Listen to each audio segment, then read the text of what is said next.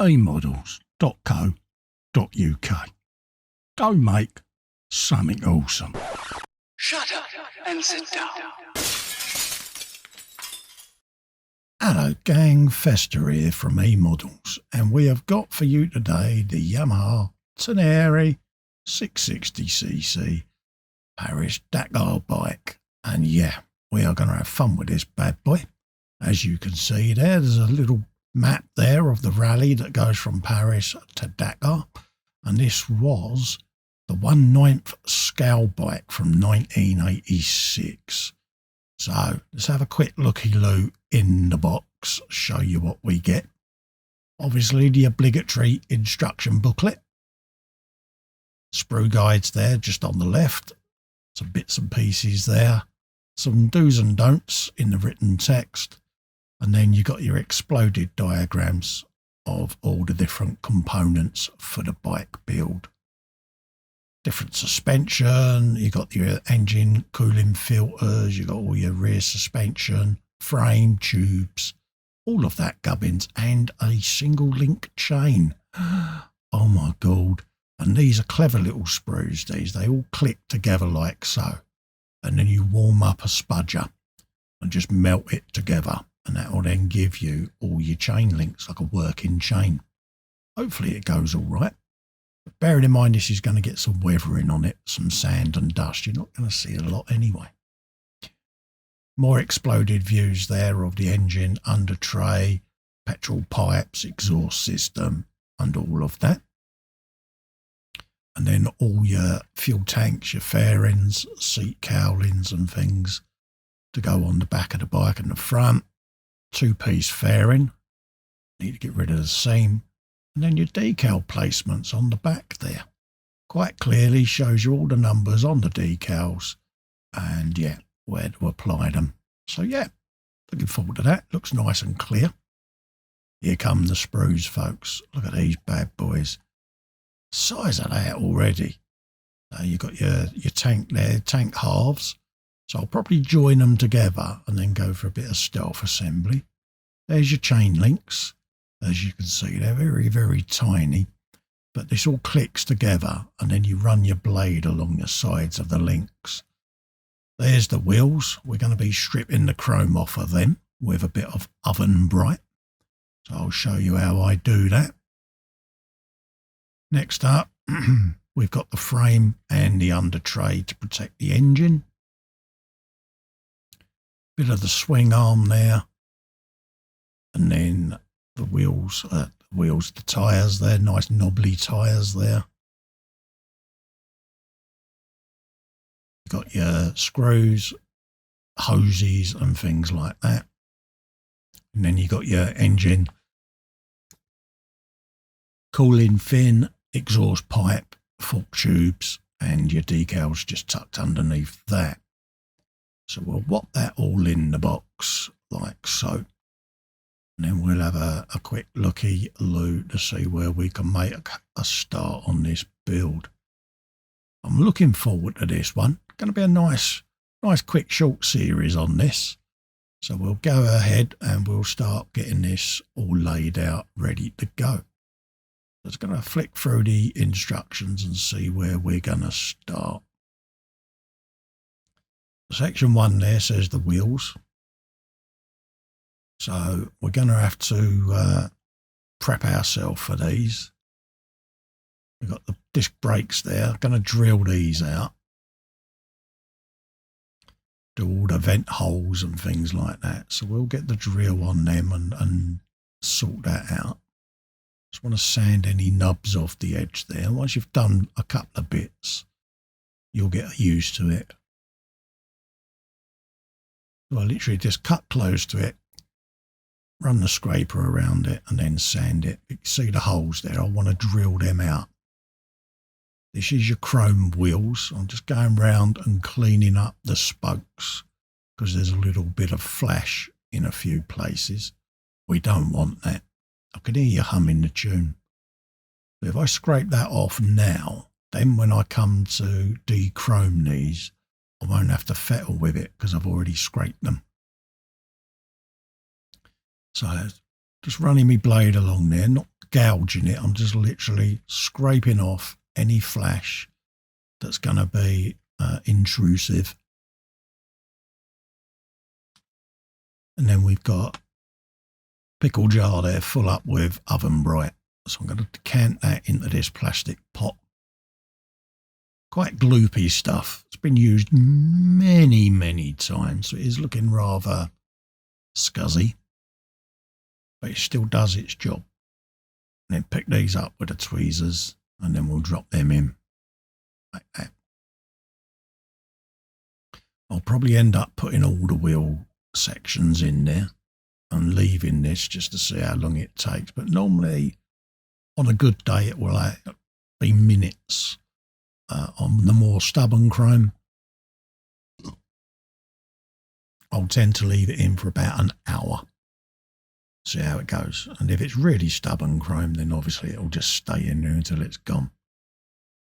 9 times out of 10, you'll see it sizzling away quite happily. To me, a chrome literally falls off when it's dunked in this stuff, whereas some other chromes can be a little bit more stubborn. But there's no hurry. There's plenty of time. Let the solution do its work. But already you can see some of them wheels sizzling up and going white already. So just pop that to one side. And we'll carry on with the engine halves. And I'm just going around denubbing. Everything's been cut off the sprues. And I'm just running my scraper around, getting rid of any really prominent nubs. Getting shot of them now.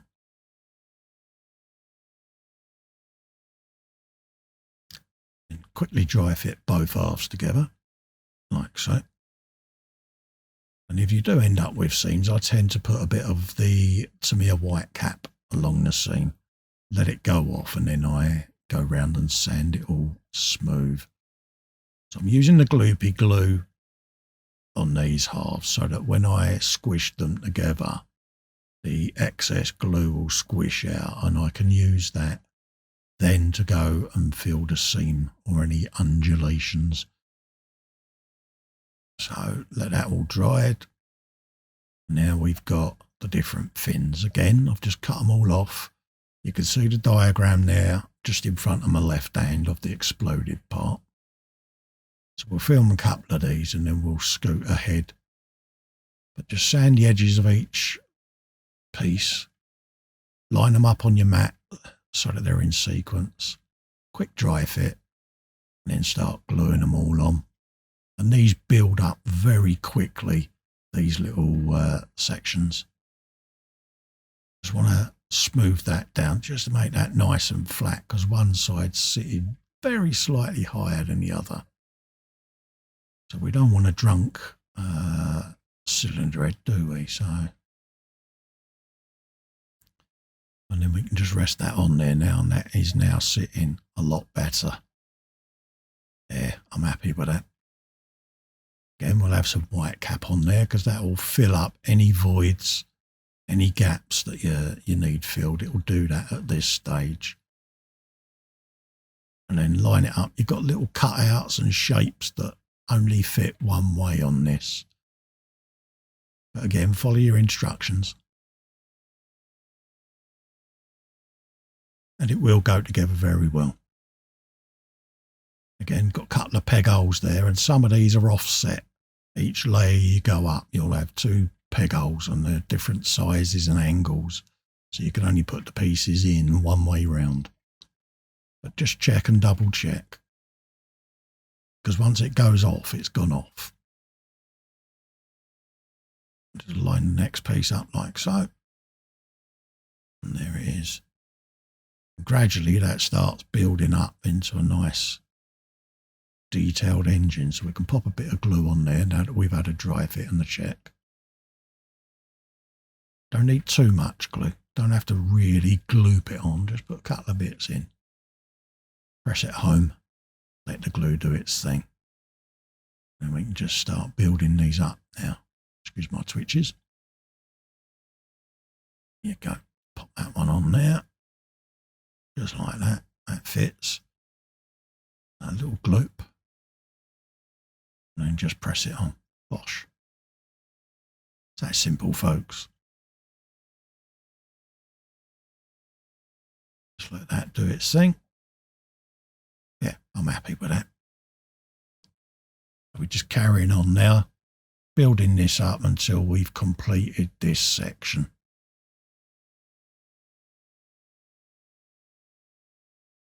I think there's 15 or 20 of these plates to go in. There's quite a few of them. Can be a bit daunting at first, but just persevere with it, folks. You'll be fine. There you go, look at that. And as you can see, we've gone ahead. And we've done all the others. And that gives you a nice cylinder head then, cylinder block. And then you'll have your cylinder head to go on top of that in a moment. But that has gone together really well. I like that a lot. Nice clear detail. Bang, get in. Oh, want to make brum brum noises. Again, check your instructions for the orientation of this head unit, because it is important. You've got a little cutout just at the front there for the spark plug to poke out of.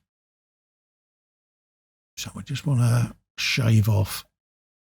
There's two little tabs on there that you don't actually need, and it will tell you in the instructions just to scrape them out of the way.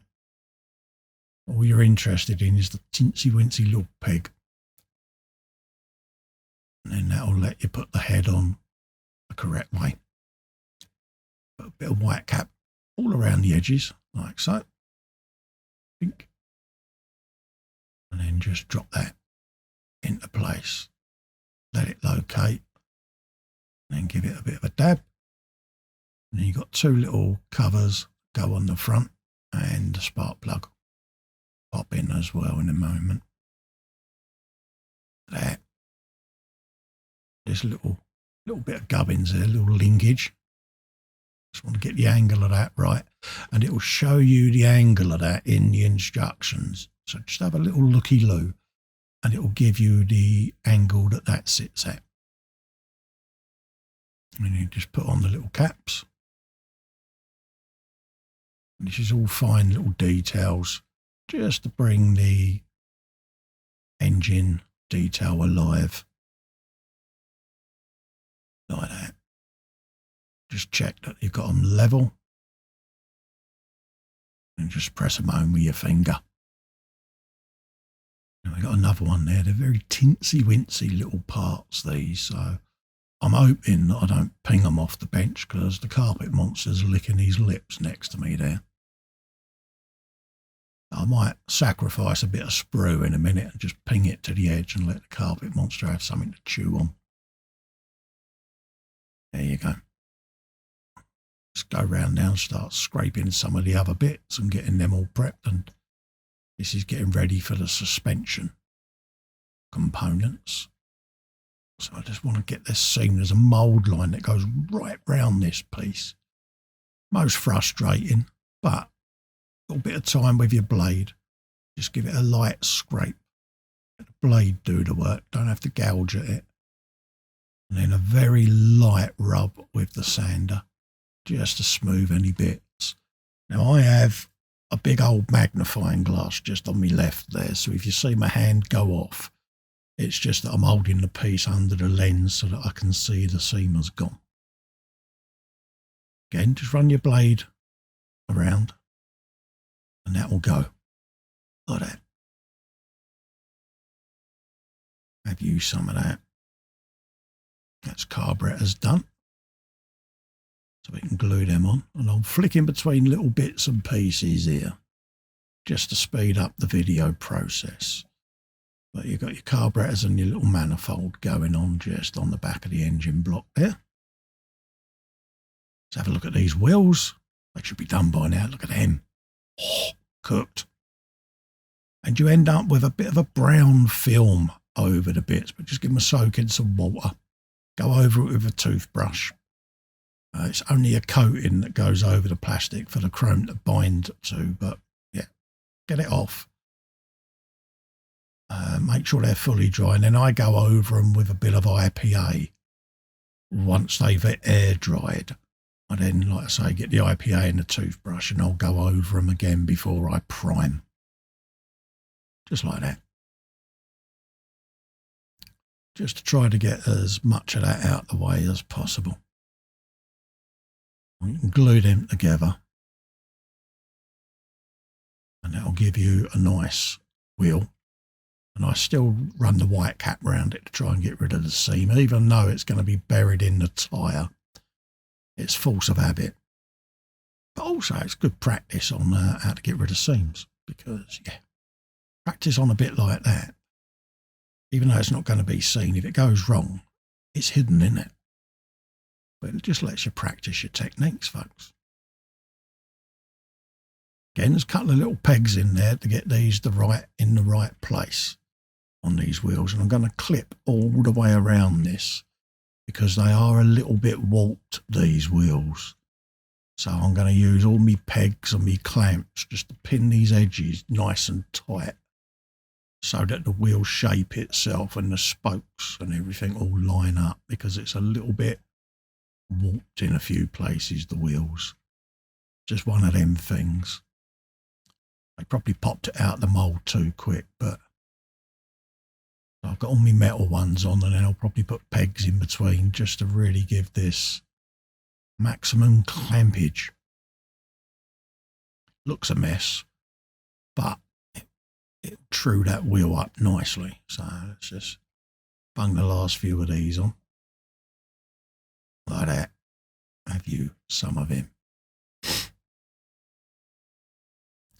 Just quickly whop a bit of extra fin around the inner edges there. And that will then suck straight into any gaps. And the extra fins are welding glue, folks, so it will do its thing. Just work your way around the inner circumference of the wheel there, like so, and the extra fin will find its way in all the crooks and nannies for you. It's easier to do it at this stage and spend a little bit of time on it,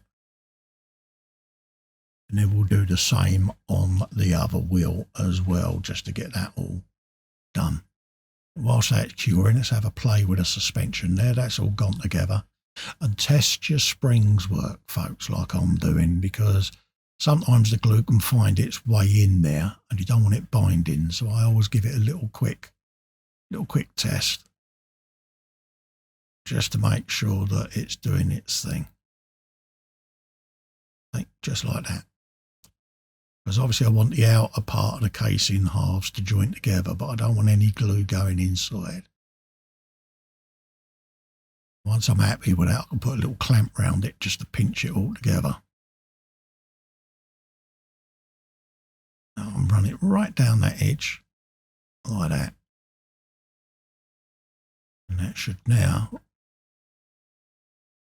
do its thing, like that.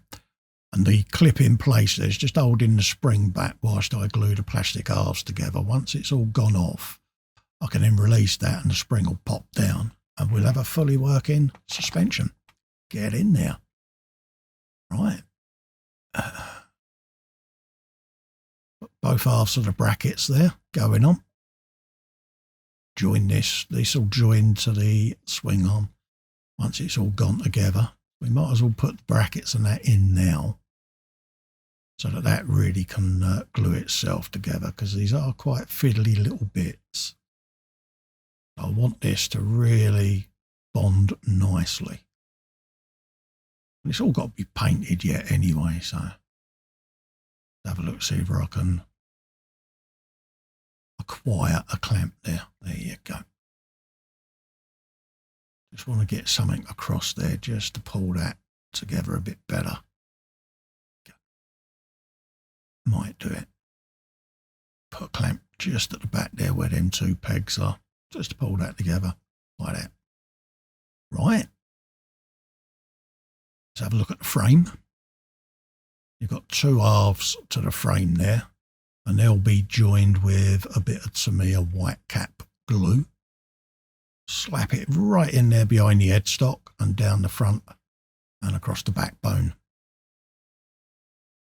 Really want to gloop this in there, but be careful, the inner tube or semicircular part, you've got the front fork bolt to go through, so you don't want any glue in there if you can help it. Plenty of clamps and let that dry. Again, go around the little tiny posts, little bit of gloop on them and get them all together so that your frame lines up, folks. And then this, with obviously judicious video editing, gets left overnight to really cure. And then I'll come back to it the following day. Right, let's pop this swing arm together. Like that. Just make sure that's gone together well. And then again, that'll be left to cure over there. Trim off any little spare bits and pieces hanging off of this and sand them, because these two halves, I've got to de-seam this so that it becomes one piece. This is the under tray, and this is going to be done in like a bare metal, so I don't want to see the seam on it. So we'll get that white cap glue on there to join that together. And then once it has cured, I shall then paint over the seam with some Tamiya white cap so that I can sand it down and lose the seam join.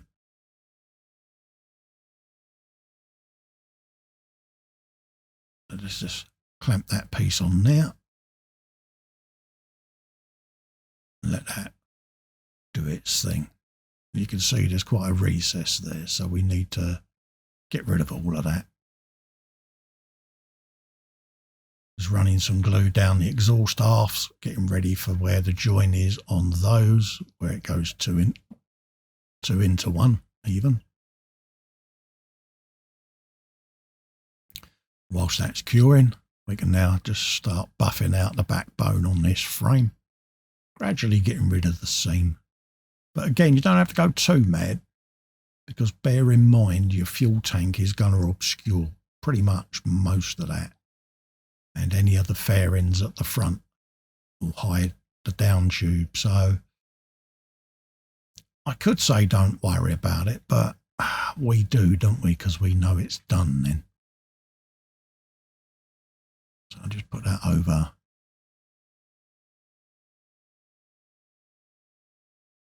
the back there on a peg. And this is all getting ready for the paint stage. So I tend to just clip everything on crocodile clips, ready to go in the spray booth. I want to make sure this silencer is going together. It was a bit warped again, so I had to do a bit of shapage. We've now got both halves of the seat unit. Again, that will be a de-seam job. I just want to dry fit this just to see what it looks like. And there is a mudguard that will go up underneath and thread through this. So try not to drop it. Hold this mudguard in my left hand. So we want to glue to both halves of this and let it go off. And then I shall feed the mudguard up once it's dry, because it is going in under tension. And if the glue hasn't gone off, it'll just pop both halves apart again. Again, just engage the little lugs like so. And then just give it a little press, and the glue already, you can see it just starts squishing out, and let that go off as is. And then you can use that to sand down against, and that will smooth out and fill any of the voids along the seam line. And that mudguard, as you can see, is quite a resistance fit. So it'll pop it straight apart if you don't let it dry. So let it dry, come back to it. Now these are the tank halves. You've got an inner and outer section on each half. And as you can see, you've got quite a gap all the way around it. So this is where your putty's going to come in handy, folks, because you want to lose all of that. Don't worry about it just yet, because you want the glue to go off. But before you prime it, just go round with your putty or a bit of sprue glue, anything like that.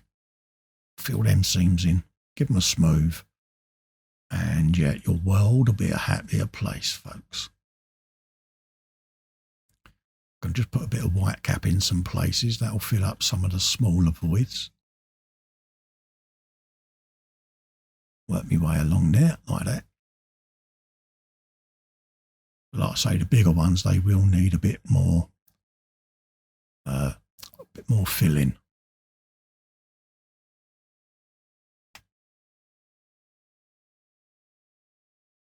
There you go. Again, just creating a slightly sticky surface ready for any of the putty and the sprue goo to bond into. Like that. And again, you can come back with your sanding sticks and all of that lot and smooth this all off once the halves are on there. Just want it to start squishing in a few places. There you go. Let's just knock them back on there. Have a little bit of sprue goo, give that a shake. And see what we can achieve, shall we? We want this about the consistency of skim milk. And all this is I tend to use pieces of leftover styrene sheet. And I just keep it in a pot once I've got enough. If I've got a quarter of a bottle of extra thin that's looking a bit manky, a bit scuzzy, a bit grey, cloudy, whatever you want to call it, I then make a bottle of sprue goo. And that's all this is. And once you've got a bottle made, you just keep replenishing it with fresh styrene. And top it up every now and then. If it starts getting too thick, thin it down with a bit more extra thin. And honestly, it is liquid styrene, easiest way of describing it. Because the extra thin is a melting glue, as you can see, it's melted the styrene sheet into this. And then when you brush it along any seams, it will just self-level, find its way in. And you're basically using kit plastic to fill the kit. And the secret of this is let it go off, let it cure. Be it one day, best, 48 hours, ain't going to hurt. Then come at it with your sander and you don't end up chasing the seam around them. Got to let it fully cure, folks. But it will fill quite nice voids. Anything that the sprue goo don't fill, that's when you break the putty out. And just work your way around, picking up any little gaps.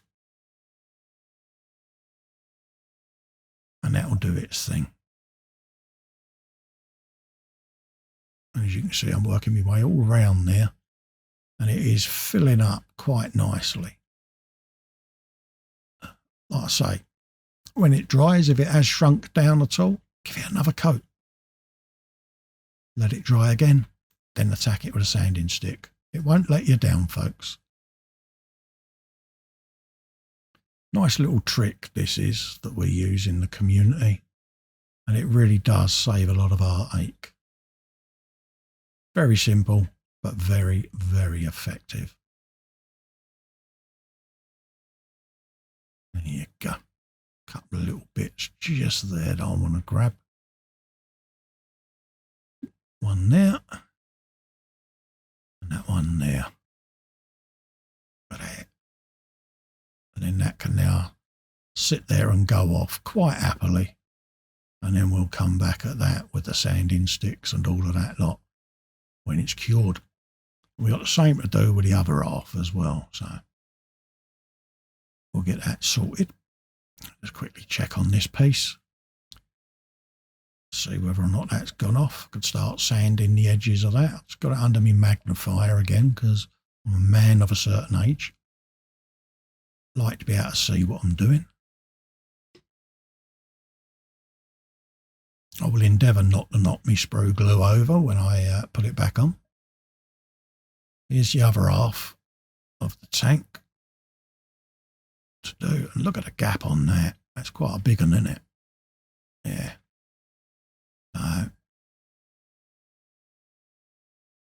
Just find the areas that it marries up the most so that we can get some glue in there and it bite in a few places.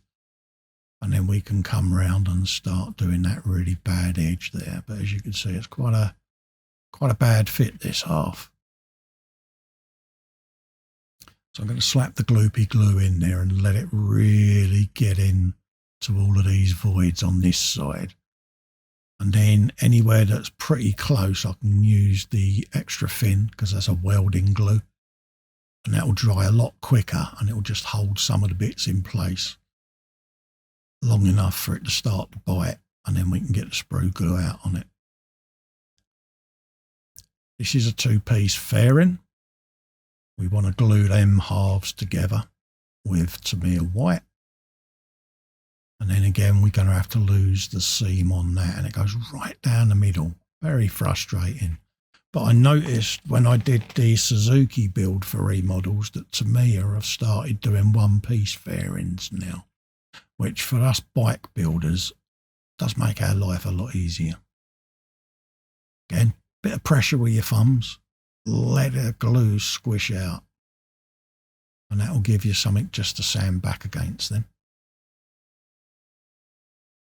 And the beauty of this white cap stuff is it lets you have a little bit of fiddling time as well.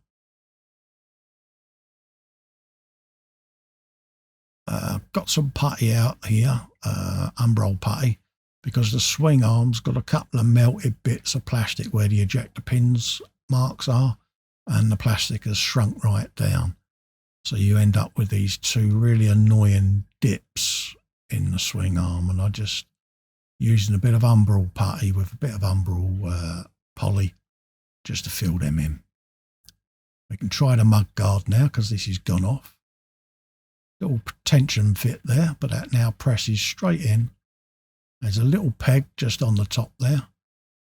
Sits in place, just like that. And then we can run a bit of extra thin along there. And that will bond that into place now. But this is where leaving it to cure comes into its own, because as you saw earlier, that popped straight apart when we did it earlier. Once the glue's gone off, it's all fine. We've popped the grill in and we've started to have a go at the seam on there. And there's one that goes across the top there. So we've been sanding it with a 220 grit. We've gone over with a buffer and just keep working at it. Go back to it bit by bit by bit. Same with these tank halves. We might as well get some of the ancillary bits and bobs, handle bars and bits and pieces like that. Get all of these denubbed, because we can start getting stuff ready for priming and the spray booth time. So I want to go round and pre-trim a lot of these pieces just to get rid of all the nubs, all the mould lines now, so that when it comes to paint this, I haven't got to worry. So keep an eye on how you're doing it. Have a look at your colour call-outs as well. I mean, the little black square at the back there with the holes in, I've got about half a dozen of them. And I look at the paint call-outs. So if I've got chrome parts or silver parts, they go on one. Body panels go on another. Anything black goes on another. You get what I mean.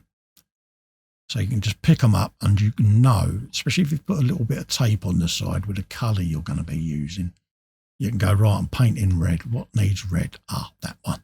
Everything in that tree, you know, is going to be painted red. So you can just whiz through your painting. I find it really easy doing it that way. And there's stuff that I've just printed out. So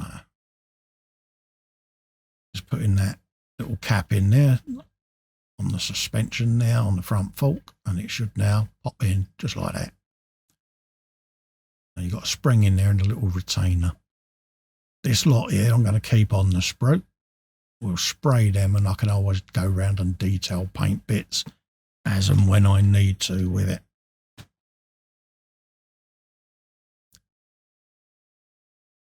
There you go.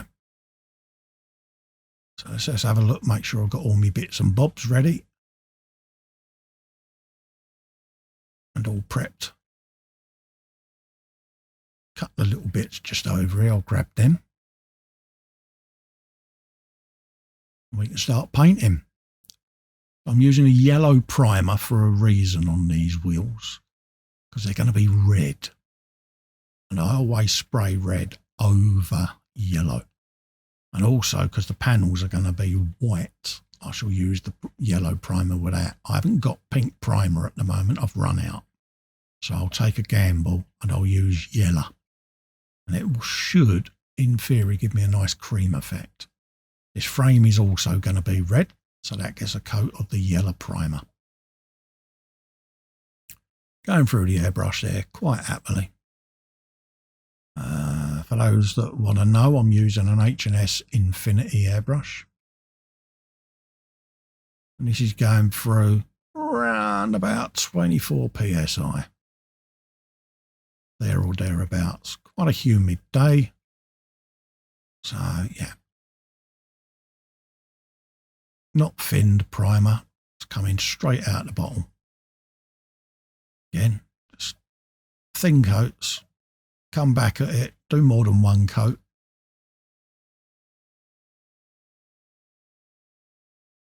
Same with these. Just scoot it on there. Like that. Whizzing away quite nicely.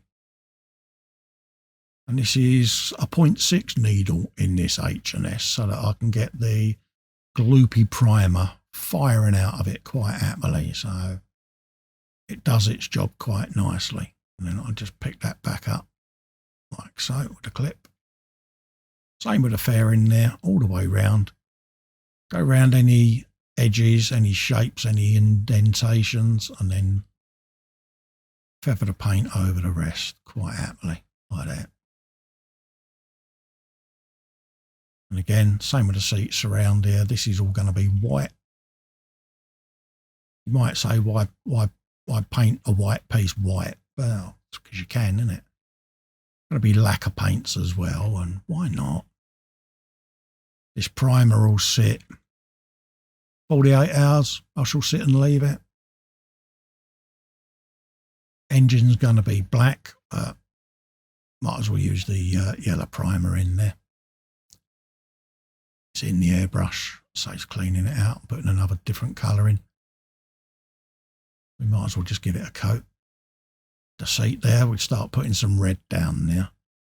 Now, believe it or not, I'm actually using the Citadel paint in the airbrush. This is Mephiston Air, and I want it down as a base because when I dry brush the seat, it will give me the tonal change in the colour using the Citadel system.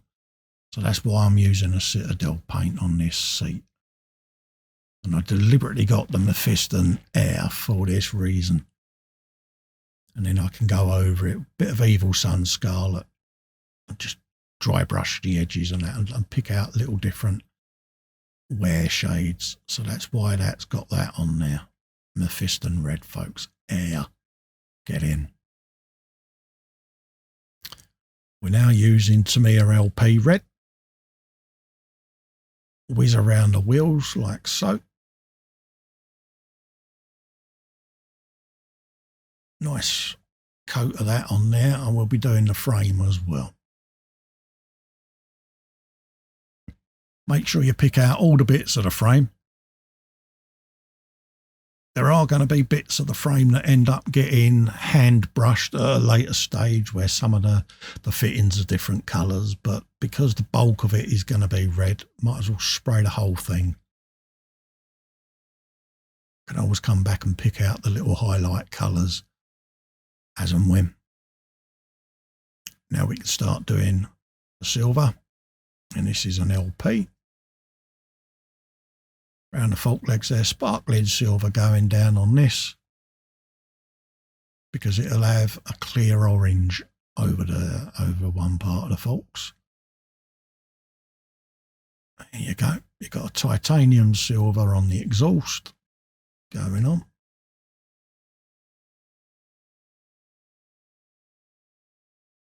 And then we got the swing arm again with the titanium silver. Again, once it's had some known oil and things like that on it, it will just give it that, dare I say it, die-cast look. Yeah. Same with this under tray. And when I come to weather this, there'll be scratches and bits of wear underneath it. So get that all done. Have you a bit of him. And then LP black, gloss black, all over the engine there. Make sure you catch all the little areas between the cooling fins, because, yeah, hence why I did it yellow, so that I could see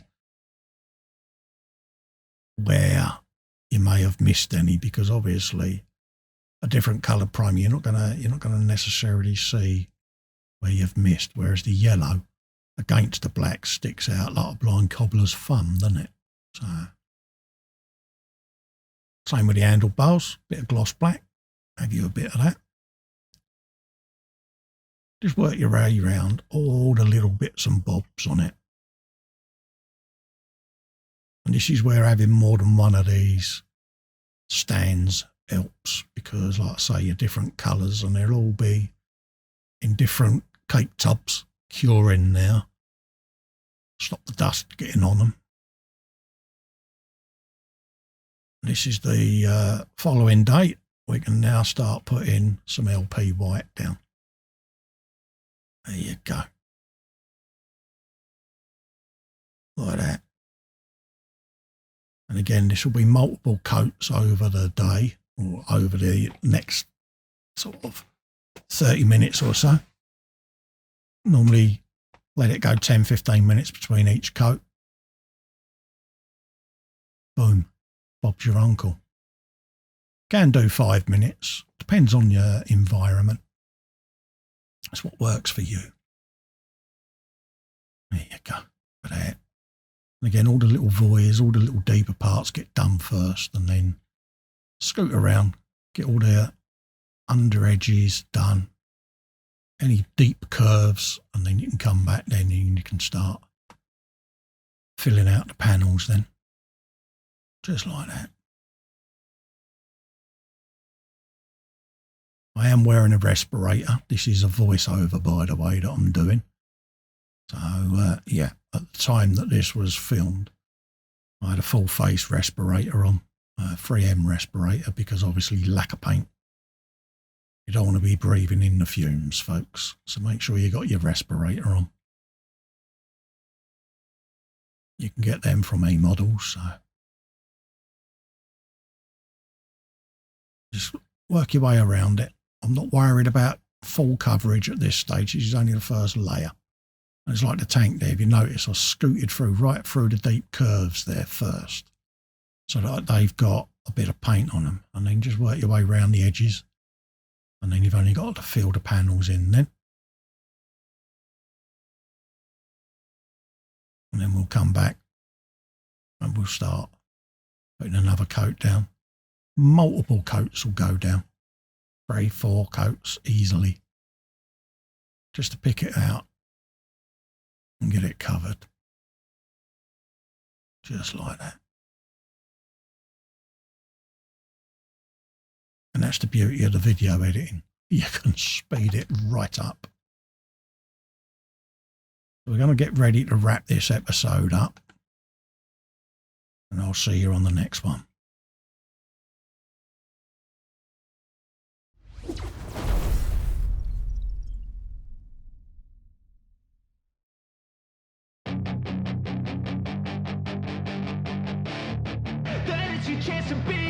Hey kid, don't ever let them get inside your head. They'll tell you what to do in life instead of everything you know that you could get. Don't let them guide your life towards regret. I'll fight for what I love with every breath. My past is filled with things I won't forget. I use them all to push me to my best. So treat the worst of times just like a test. If only I could go back in time, I'd tell myself that everything will end up alright. Just push yourself, test yourself, figure out what you like, and find your limits, don't be rigid, always work towards a prime. Surround yourself with open minds, people can change your life. A few friends with intent can help you feel alive. Find a passion, take some action, and with a little time, just be patient, make a statement, try to enjoy your life. They'll try to kick you while you're down.